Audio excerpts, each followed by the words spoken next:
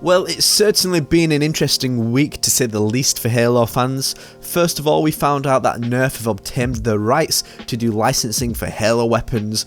Of course, it's Nerf or nothing, but actually I'm going to discuss this in a future video because it does spin off into another topic I've wanted to discuss for a while.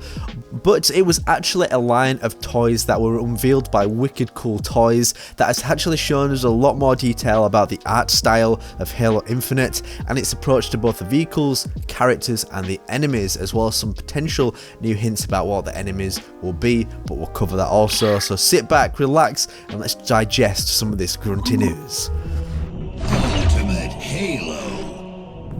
Hey up lads, Fletch here from Ultimate Halo and thank you so much for tuning into today's video. I'm actually trying to do this channel as my job, so if you can be kind enough to click like and actually click and subscribe, you're helping me out a tremendous amount. And also we can overthrow the most evil Halo channel out there, Halo Hidden Xperia. Nah, I love you bro, but please subscribe, let's help this amazing community grow and let's get into the news.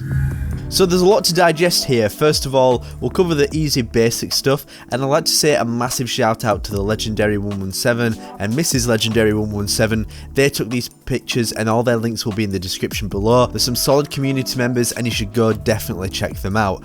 Now we have a bit of a close up when it comes to the Warthog. It looks like it's going to be a beast as per usual. I actually really love the 343 design of the Warthog. The rails it has, the bulkiness, and actually how it sounds in the game is excellent. We can see quite a few variations of the Chief with some different weapons and different sizes, but the first thing I'd like to point out is that we've seen our first glimpse of the rocket launcher. Sadly the picture's a little bit blurry and I'm not sure if this is intentional or if it's just the design of the toy itself, but there's not a lot of colour detail in the sense that the rocket launcher is practically all black.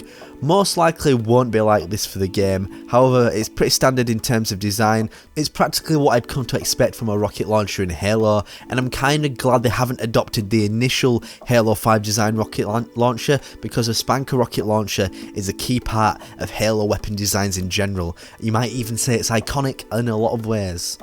A key one we can see here is actually Tanaka from Halo 5. I personally don't know if any of Fireteam or Cyrus is coming back, and that doesn't confirm it as such, but I'm interested to see how she is incorporated into the game, judging by her armour, because it looks a lot more simplified in terms of detail. Perhaps it was to keep it in line with Infinite's updated art style. It could either be for Halo Infinite, or they could just be making legacy models for the older games, and we've actually seen some Halo Reach armour showed off in a couple of these displays, and you can also see cats. But one thing I would like to know is that if you look carefully enough, there is actually the Halo Infinite logo on the front, and the DMR present is pretty much the same as the Halo 5 design, but on the actual model for cat as well, it does show the Halo Infinite logo. So in my opinion that's not entirely clear, it's just general branding I suspect. Cat's obviously not going to be in Halo Infinite, so is that the same for Tanaka? Who knows? Let me know in the comments section. Do you want Tanaka to come back?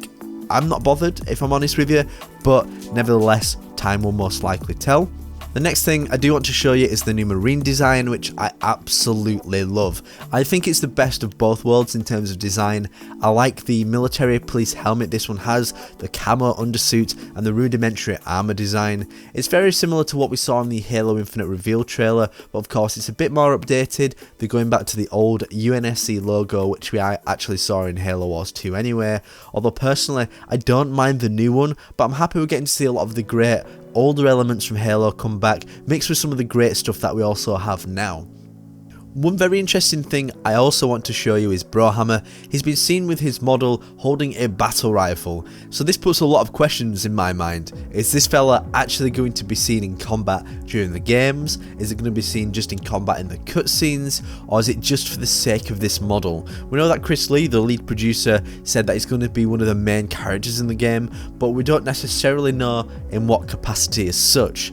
And another notable thing is that the battle rifle itself is more along the lines of Halo 2 and 3's design language.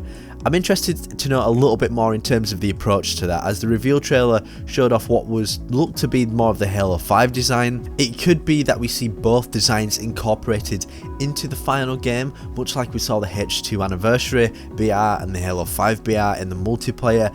I think that worked great. They both had different sort of features as such because they're not technically the same weapon, and I don't see having any issues with various generations of weapons in the same game, but I'm going to discuss that in a future video as well. Next up is one of the pieces that stands out the most to me, as we haven't actually seen anything Covenant related just yet, and this is the first time we've actually got to lay our eyes on a grunt. I'm going to be pretty straight up about this. I absolutely love this design. I love the deep orange on his armour, the contrasting black on the front of the methane tank, and I think the gas mask is probably one of the best that we've seen. It's got some elements of Halo Reach in its design, which I'm definitely not against, and in terms of the needler, that's also present. Not sure if the game will actually have such strong white accents as you can see, but either way, it's a cool first look. It's kind of most things that I would come to expect from a needler, and the grunt just looks pretty damn cool. On the topic of the Covenant, we can also see the jackal for the first time. It's very much in its classic style, more along the Halo 2 Anniversary lines, but of course you can see a special helmet, which I can only assume is a new design, and he's also holding the plasma pistol, which is very much what we'd see in Halo 5's design. It doesn't really look like the old designs, which I'm pretty impartial to. I do like the old designs, but I'm not really precious in terms of what direction they go with that, as long as it looks kind of like a plasma pistol. This next one for me is a pretty big one, because we have been told that armour customization is going to be very much like Halo Reach, and here I believe is our first look at a new piece of armour. All I can say is, much like a lot of things we're seeing right now, I bloody love it. The helmet design reminds me of something we'd see in a classic Halo game. The shoulders are cool, there are accented pieces on the helmet itself, the grills on the side make it look awesome, and the best part of all of it, it's not over designed. It's simple, it looks cool, and it's how a helmet from Halo should look in my opinion. In Halo 5, it felt like everything was hard to customize in terms of the Spartan, because there was varying levels of detail, and as such, over-designed helmets might not go very well with a simple body because there was too much of a contrast between those two pieces. So I think everything has got a more simplified design. It's going to benefit the whole design language as a whole. But at the same time, I want you to tell me what stands out here. Can you see it? Well, look in the background. The box is whited out and it's covering up a render of the weapon, so it's clear that 343 don't want them to show the render of what this is.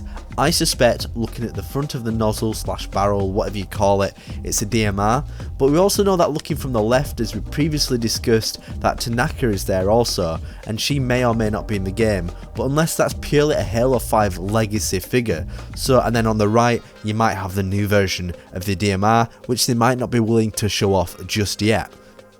We can also see the energy sword, nothing new really, it's how I'd expect it to look, it's pretty true to its design. And then we also have what I believe is another Halo Infinite Spartan. Now this I believe is the Hydra, because we can see the round barrel that rotates all the missiles as they're being fired at the end, but what strikes me is how much the design has changed from Halo 5. I suppose everything has more of a squared off, rudimentary design, and it's almost got an assault rifle-esque design to it, and I'm definitely a fan of that, and I'm interested to see how it looks in the game.